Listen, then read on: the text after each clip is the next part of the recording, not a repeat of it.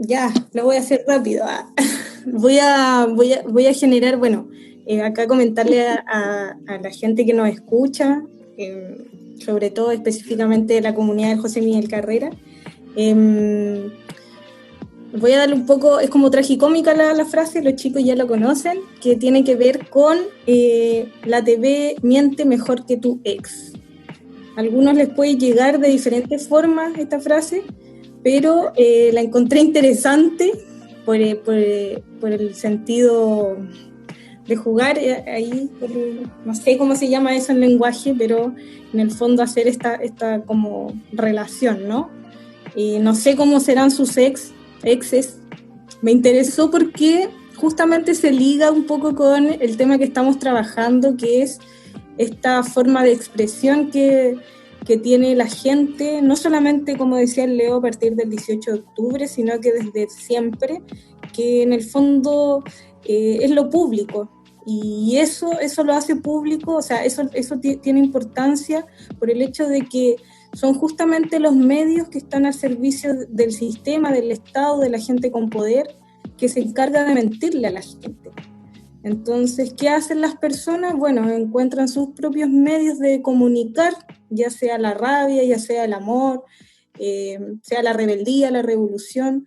Entonces, ahí está, y está público, ¿ya? Y no mienten. Entonces, me interesaba por eso esta frase, para un poco también contrarrestar que son expresiones, que justamente los medios de comunicación se supone que casi como en su edición, ellos, su deber es comunicarle a la población, pero la verdad, y una verdad objetiva, ¿no? Así como, esto Claro, es, claro. esto es lo que pasa. Ya, aclarar yo lo que me pasó a mí al escuchar el meme de la Sofía. Risa, total, porque hemos normalizado a Alex como algo malo. Así que también me río, o sea, eso me causa mucha gracia. Y decir que, pucha, que un medio de control igual que el otro, ¿no? O sea, eso es lo que creo yo que la forma de poder mostrar una realidad, pero a los ojos de estos mismos empresarios, po. O sea, mostrar, no sé, por los daños que causan las personas, o sea, cómo poner en contra al pueblo del mismo pueblo. Ya me voy. Igual como que la TV reparte ese dogma que dice la Sofía de que es como la verdad, pues. Y mucha gente que lo compra, pero en realidad no es la verdad, pues no representa a la mayor población. Y la gente igual suele caer en ese dogma de que porque salió en la tele, esto es verdad porque salió en la tele hace esto, cumple este rol, comunica, informa de verdad. Y pucha, nosotros que somos chicos, jóvenes, igual siempre nos llega esa cuestión de los adultos de, bueno, tenéis que ver noticias, ve noticias, por favor, infórmate. ¿Cómo me decís esto si no te informáis y no veis noticias?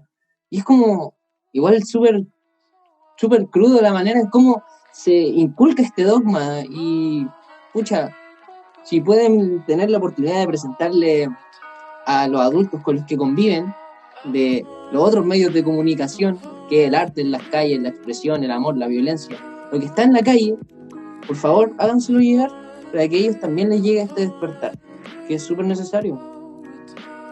Como decir un poco que lo que decían los chiquillos en el fondo, ¿no? Así como hoy en día, bueno, y esto a raíz justamente del 18 de octubre, comienza como todo no quiero decir guerra, pero bueno, un enfrentamiento con los medios de comunicación hegemónicos que están al servicio del poder frente a los medios más independientes que sobre todo este último año han subido y la gente se ha dado cuenta, por lo menos, o los jóvenes que tienen más acceso a la tecnología o estar ahí como viendo diferentes tipos de radio, diferentes tipos de artículos que no justamente devienen de un grupo de personas que son las mismas que nos tienen acá, ¿no es cierto?, situados.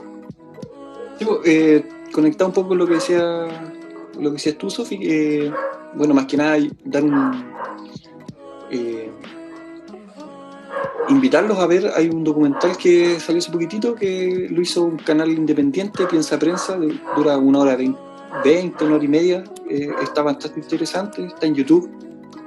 Terrible bacán. Que da cuenta un poco más de la cuestión, cómo se vivió realmente como todo este proceso desde el 18 de octubre en adelante. Está bastante bueno, bastante interesante. Y lo otro es, claro, lo que decía la Connie, ahí la frase, para volver un poco a lo que generó como esta conversación, da cuenta de dos espacios, lo público, lo privado. La TV como muestra una realidad pública, pero hace el juego ahí con cómo es la relación que existe entre un mundo que es mucho más privado, que también creo que tiene que ver con esta movilización desde el 18 de octubre en adelante, que es finalmente un volcamiento de todo lo privado hacia lo público. Fue darnos cuenta de lo que nosotros en nuestro inconsciente, nosotros pensábamos, lo que nosotros vivíamos, las conversaciones que teníamos con nuestra familia, todas esas críticas que, por ejemplo, que se le hacen al gobierno, que se le hace al Estado, que se le hace al sistema, que mucha gente a lo mejor las tenía en su casa, pero pensaba que otras familias no las tenían, que otras personas con las cuales nos topamos en la calle no las tenían. Pero una vez que el 18 de octubre ocurre todo esto, se empieza a masificar la crítica, nos empezamos a dar cuenta que toda esa discusión, todo ese análisis que estaba en lo privado, se transforma y se coloca ahí en lo público.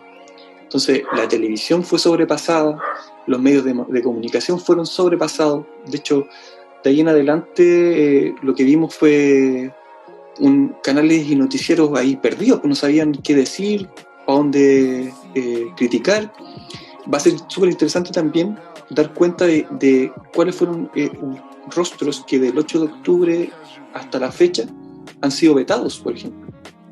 Que actores, sobre todo, que han sido súper críticos frente al sistema, que aparecían en teleseries, que aparecían como en la tele, en cuestiones como que uno piensa que nada que ver, en comerciales, hoy día van a ser vetados, pues.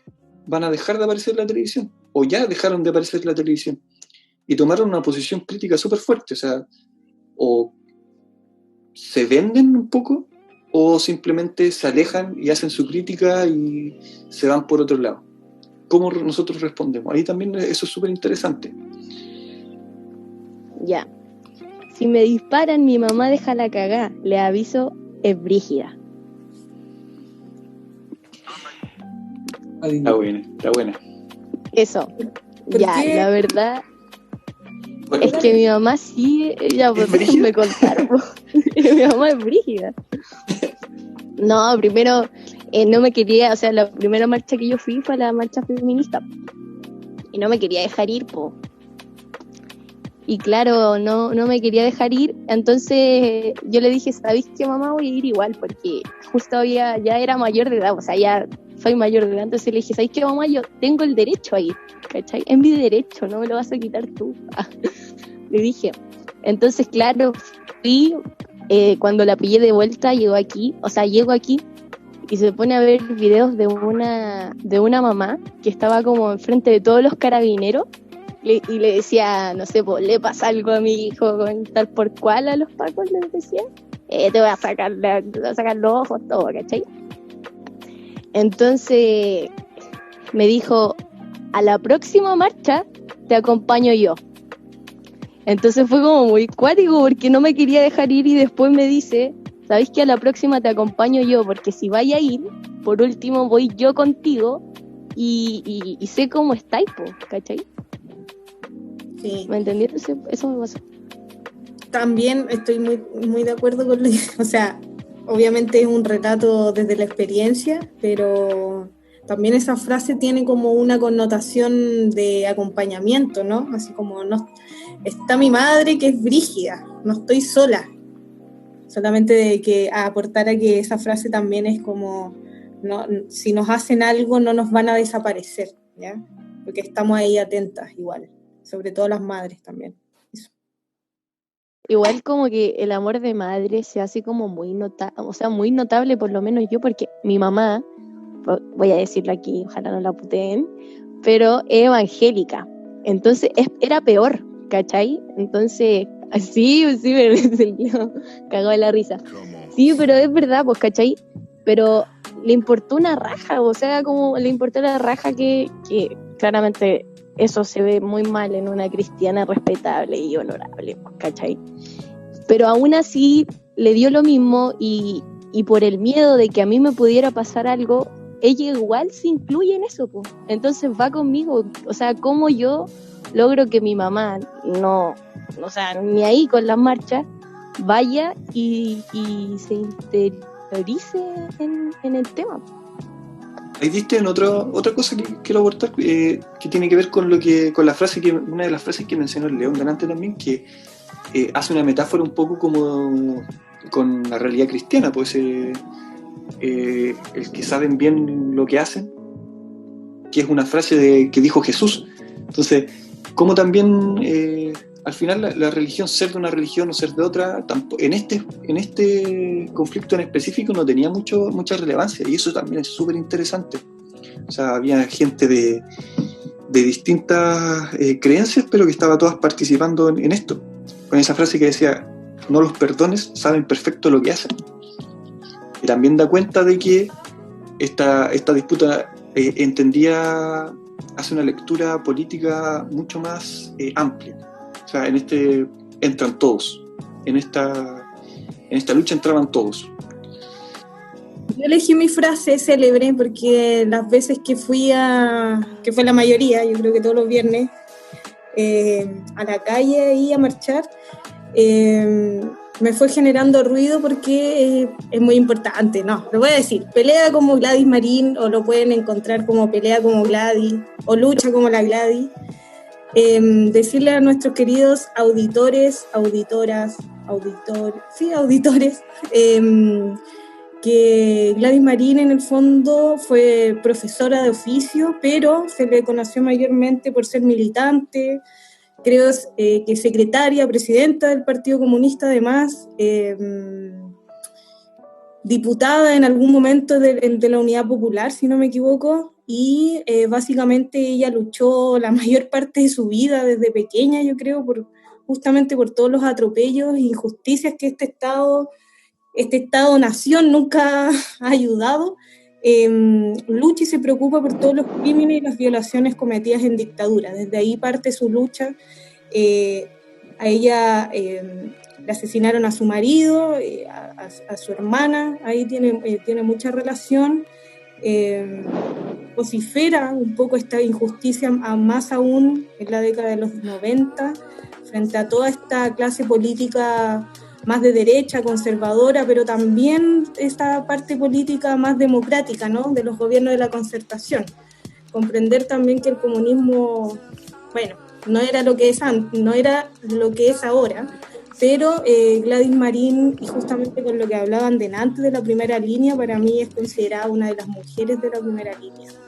Yo creo que yo las recuerdo porque en el fondo muchas veces la vi en la calle, siendo mojada por el guanaco, siendo detenida por la policía, y además quise también traerla a la memoria, porque esto también es un ejercicio de memoria lo que estamos haciendo nosotros, básicamente por su discurso. Yo creo que ella está en toda la retina de toda la gente, o por lo menos de una parte más adulta, por sus discursos, ¿no?, de rabia, de lucidez, y también por ser una persona política que nunca escondió nada, pero bien pública, y no le importaba ser, o sea, ella era como es nomás. Entonces yo le rindo este homenaje. A mí me gustaría hablar mucho más, pero en el fondo decirle eso, un poco contarle a los chiquillos que ella, bueno, fallece, creo que no sé si el 2004 o 2005 por un tumor, por un cáncer que tenía. Así que yo creo que aportó. Si yo pudiese comparar, entre comillas, lo que fue Gladys Marín a alguien que de la política de ahora, no sé, creo que todas quedan chicas, pero ahí Pamela Gil está haciendo lo suyo, pero desde otra óptica, ¿no? Si bien también me la he topado en marchas, recuerdo, y solo lo último, cuando muere Pinochet, toda la gente sale, yo iba en el colegio todavía, ella salió también. Si bien era como sentimientos encontrados que teníamos toda la gente que nos encontramos en la Plaza Italia, ella pasó con una bandera chilena desnuda por toda la Alameda. Entonces, básicamente uno no cree que los políticos salen a la calle, ¿no? Sobre todo estos políticos de izquierda o de la Concertación. Pero Gladys Marín sí lo hizo y por eso yo le rindo mi homenaje ahí, pelea como la Gladys. Eso. ¿Alguien más quiere aportar? Espera, pero no diste una frase de ella, nada. Digo, pelea como Gladys. Pelea como Gladys. Hay harta, bueno, justamente algunas veces este sistema comercial neoliberal toma a ciertas mujeres como Frida Kahlo y las hace comerciales. Me imagino que en sus tumbas se están revolcando porque nunca hubiesen querido que fuesen comerciales, y Gladys Marín está siendo una de esas. Hay muchas poleras, hay muchos escritos sobre ellas, y bueno, por todo lo que fue, ¿no? Muy amiga de Pedro Lemebel también. Aún así, una persona admirable. No tengo nada más que acotar más que una persona totalmente admirable. Pero igual bacán que se haga, o sea, comerciable ella, po, a que se haga comerciable otra cosa que no aporte a la sociedad, ¿cachai? Sí, o sea, me refiero a que yo no creo que ellos hubiesen, estando en vida, que hayan sido parte del retail neoliberal, que era justamente la crítica que le hacían.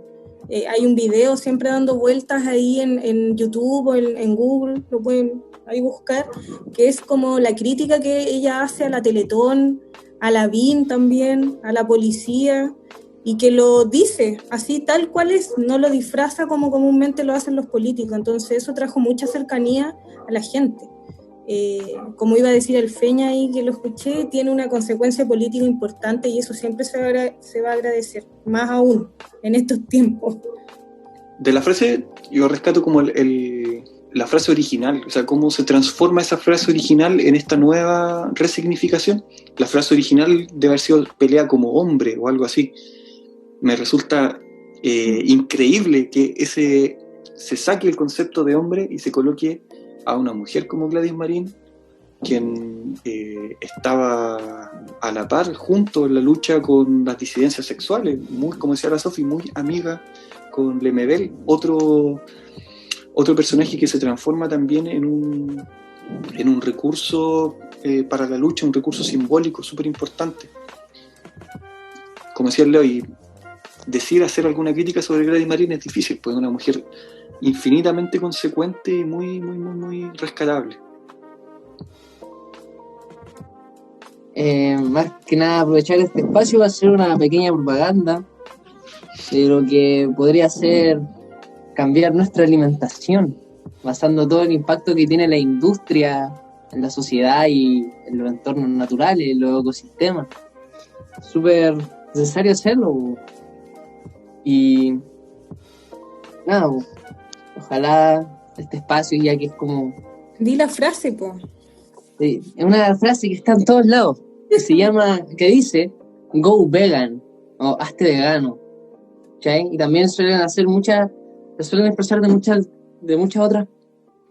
otras formas. Es como deja la falopa y hazte vegano, o no sé, deja esto de lado y hazte vegano, y es como una cuestión que igual se ve mucho en la calle, po.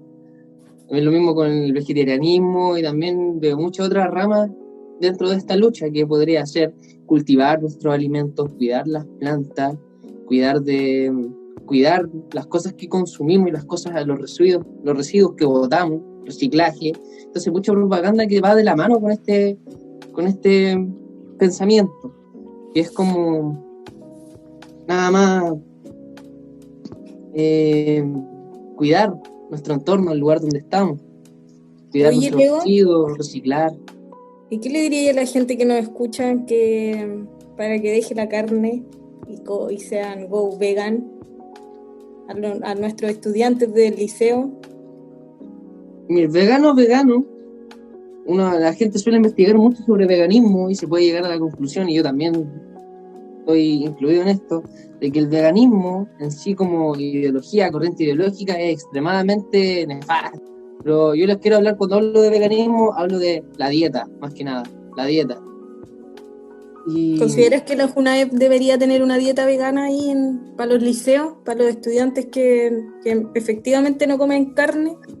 no vegana, porque aún ¿Cuál? así implementar esto drásticamente causaría un efecto biológico negativo en las personas, ¿cachai? Estarían muy brígidos, porque hay alumnos que se alimentan de la cuna, y es súper crudo igual, y también he conocido muchas personas que quisieran ser veganas, que quisieran ser vegetarianas, pero por un tema de contexto no pueden, es caro, y no podía, hay gente que vive de allegada en otras casas, gente que no tiene dónde vivir y no pueden rechazar la comida, entonces es súper difícil, pero más que nada que en la JUNAEP, una cuestión que sería más inclusiva de por sí, sería que sigan dando los alimentos que aún dan, pero que hayan otra alternativa, una alternativa vegetariana, más que vegana.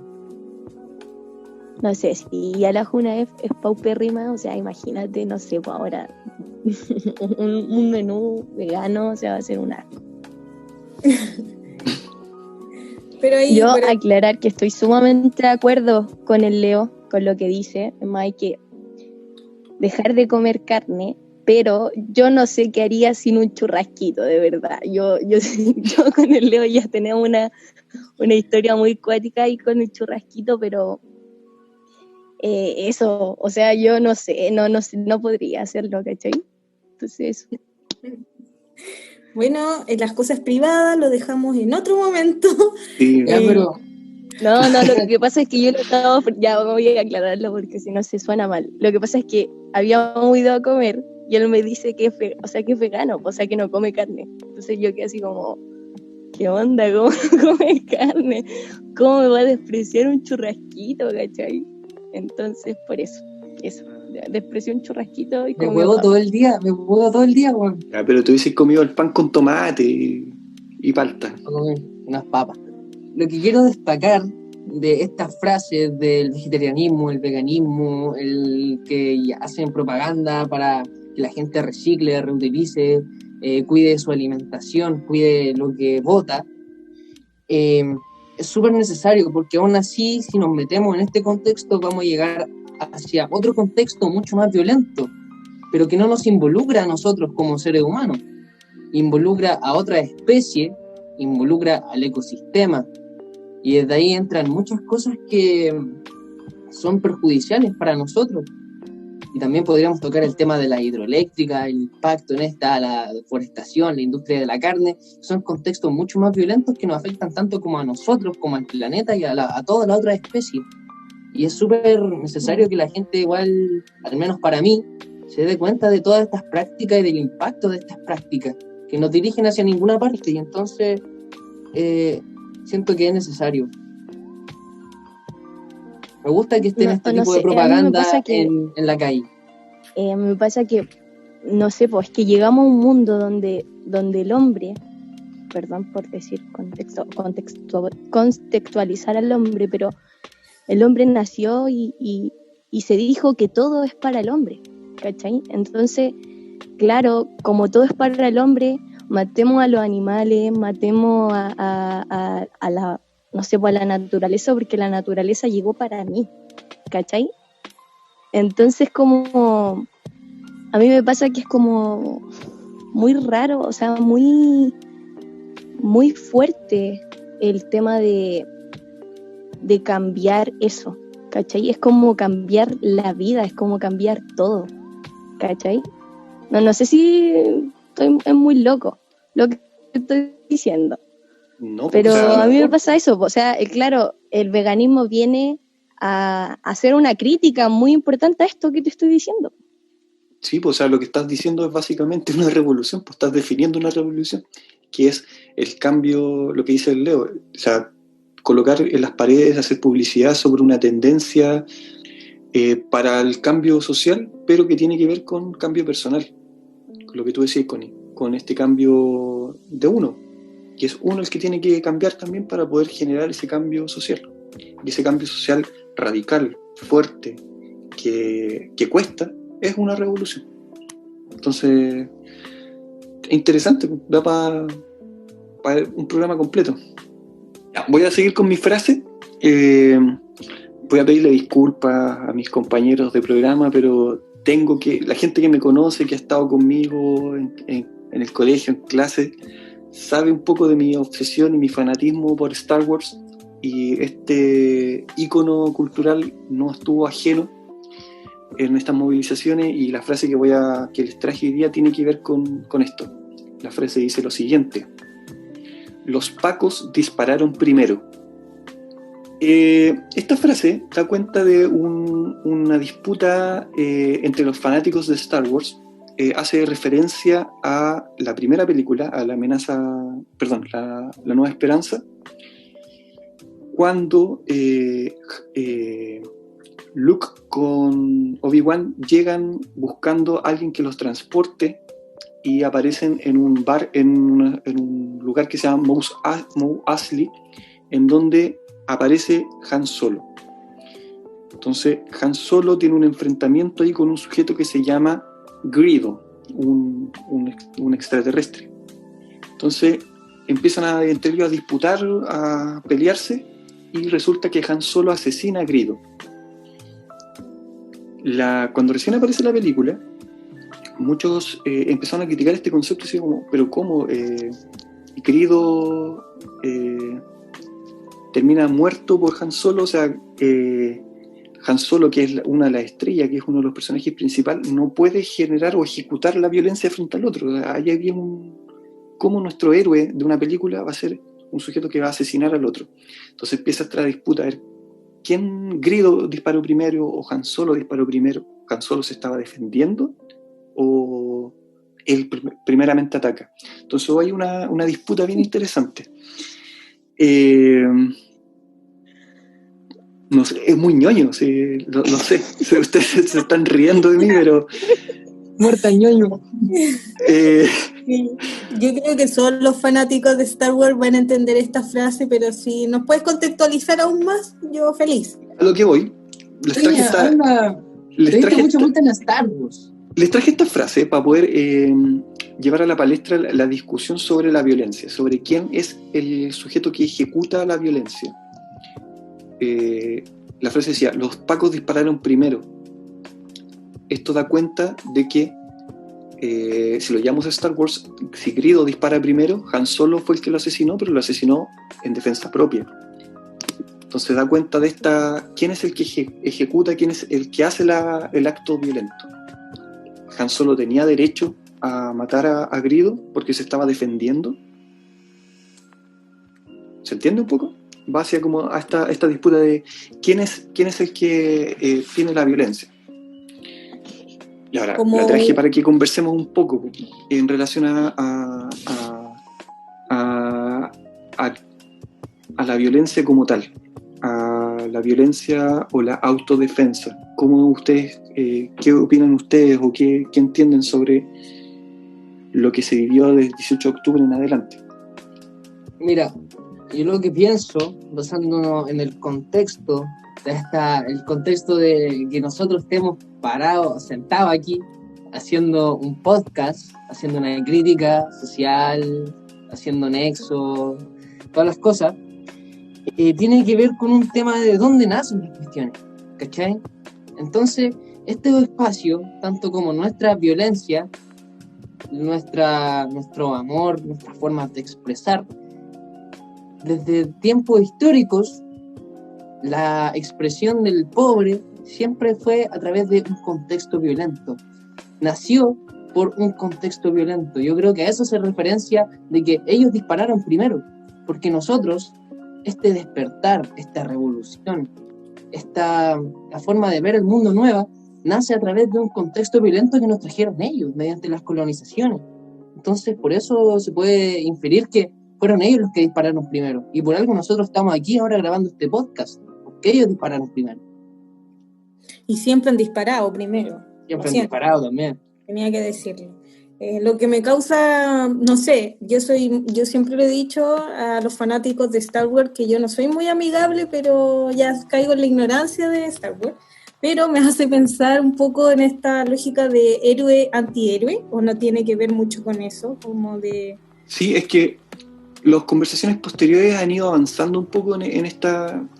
El origen de la película tiene que ver con el mito del héroe puesto por Geoff Campbell y el viaje de este sujeto casi heroico, muy bueno. Y la gente empezó como a criticar esta concepción de que nuestro héroe, uno de los héroes más importantes de la película, cometiera un acto violento. Entonces, después hay 3 versiones distintas, en donde primero es Han Solo el que dispara, después el otro el que dispara. Entonces hay un cambio. Hay un cambio también que avanza con la sociedad, con esta dualidad que ya no es dualidad. Claro, lo nombro o lo pongo acá en la mesa básicamente por justamente, por la frase obviamente, pero por esta lógica y que también esta nueva visión que se tiene frente a la policía, ¿no? Y a todo lo que sea Fuerzas Armadas, que en el fondo antes los niños y las niñas eran su héroe, o sea, parte de la población veía un carabinero o una carabinera y ahí estaba, así como hola, como que había un respeto, ¿no? Frente a este héroe impuesto, o también como las Fuerzas Armadas. Y cómo se ha ido desmoronando en el tiempo, y vemos que esas instituciones al parecer no cumplen un rol significativo, el rol que deberían cumplir, ¿no? Porque como que desde esa lógica lo estaba mirando, como esta... Y también creo que en el programa pasado también hablamos de la resignificación de ciertas cosas, y uno es justamente estos héroes que fueron impuestos, pero que la sociedad y la gente se está dando cuenta que no nos representan, ¿no? Por eso hay una resignificación a Gladys Marín, al Negro Matapaco, a la iglesia, o sea, no a la iglesia, pero como en el fondo como estos planteamientos, ¿no? Que salen en las paredes. Pero eso. Bueno, yo quiero acotar que yo fui víctima de esta imposición del héroe, muy brígida. Yo, cuando era chico, me sabía el himno de Carabineros al revés y el derecho. Para el día del carabinero, yo iba con mi gorro de carabinero hecho con goma eva, con un arnés de goma eva, y yo me creía carabinero. Y jugábamos al Paco al ladrón, y me gustaba ser Paco. Porque yo pensaba, bueno, los Pacos son bacanes, po. Los veía en puras películas americanas, siendo muy bacanes, en películas americanas así al 100, pero siendo muy bacanes. Buenos choros, hacían lo que querían, hacían justicia. Yo decía, quiero ser Paco. Bueno, la realidad fue otra, pero igual es súper cuático como muchos niños también son víctimas de ese contexto que igual es súper nefasto. Sí.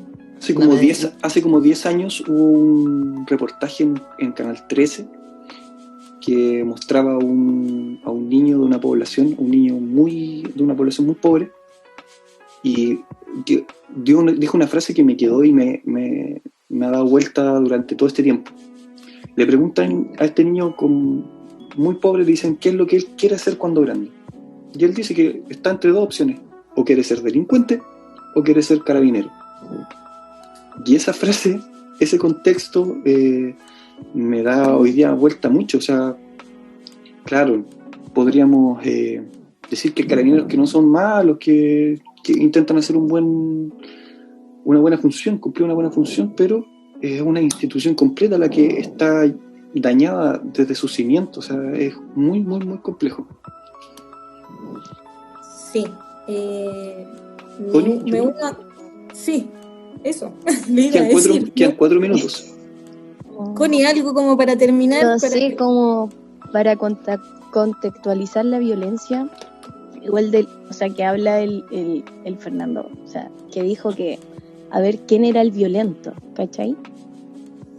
Yo le pregunté una vez, a mí también le pregunté al Fernando una frase, o sea, le pregunté a él algo que a mí me marcó mucho. Yo no sé hace cuántos años le habré preguntado, pero yo le dije, ¿y por qué en las marchas hay tanta violencia? O sea, ¿por qué si quieren un cambio, por qué son tan violentos? Y él me dijo que ningún cambio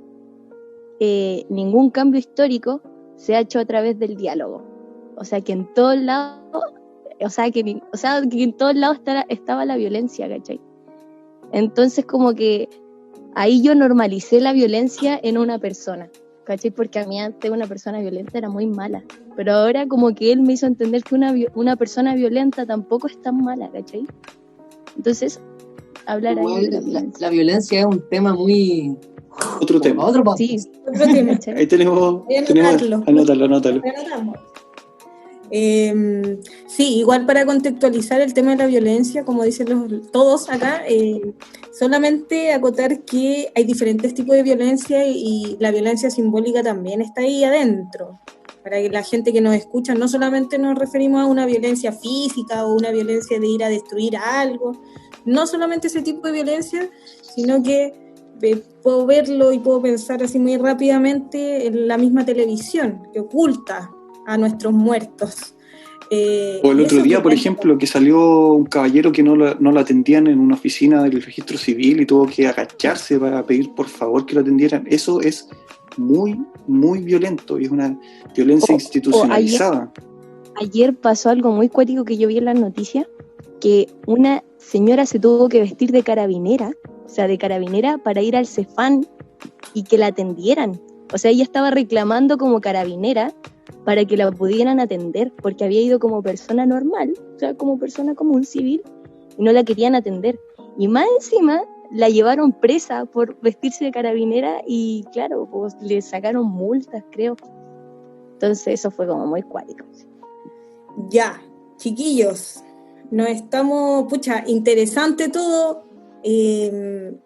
Sigan escuchando nuestro programa radial, nos pueden encontrar en Spotify, YouTube. En Instagram y en YouTube. Sí, así que... Ya dedica el tema. Sí, pues le pedimos a todos nuestros auditores que por favor nos ayuden a difundir este programa y este proyecto que tan hermosamente estamos haciendo. Bueno, gente, siguiendo el programa, quiero recomendar un tema de una cantautora chilena, folclorista, artista visual, una poeta, una mujer muy seca, la hacía toda, y es Violeta Parra. Y quiero poner el tema de Miren cómo sonríen, que tiene que ver mucho con el contexto de este podcast.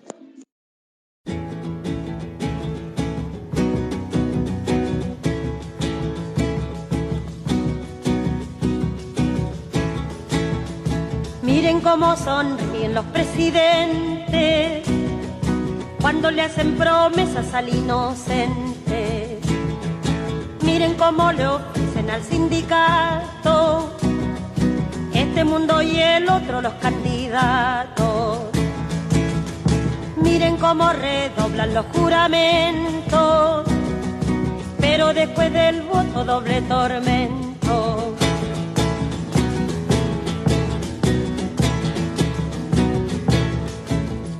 Miren el hervidero de vigilantes para rociarle flores al estudiante.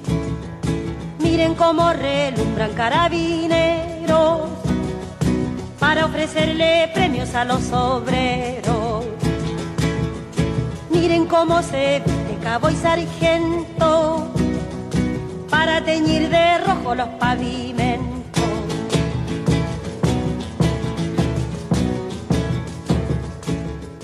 Miren cómo profanan las sacristías con pieles y sombreros de hipocresía. Miren cómo blanquearon mes de María y al pobre negrellaron la luz del día. Miren cómo le muestran una escopeta para quitarle al pobre su marraqueta.